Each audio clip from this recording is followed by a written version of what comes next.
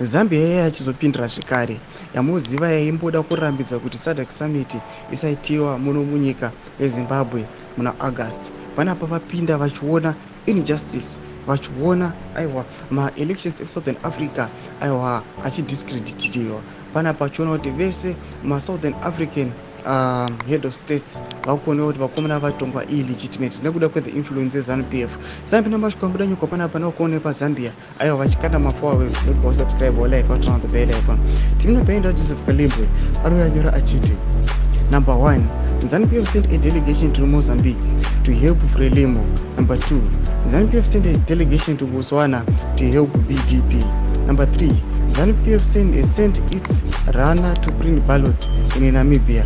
I hope you folks in SADC will one day politically open your eyes. This is a criminal syndicate. Pana arikachiti aiwa ZANU-PF is a criminal syndicate. Noda kuti how come inotuma my delegates kuti anobetseredza ma-elections ekunyuma ma-republic achionekwa kuti Zimbabwe nyange ichitozikamwa yakaprovhiwa aiwa nana Mumba vakomana vakauya nethe SADC yom yazoratidza kuti aiwa Zimbabwe hapana kana ma-elections yakamboita, ZANU-PF hapana kana ma-elections yakamboita aiva credible.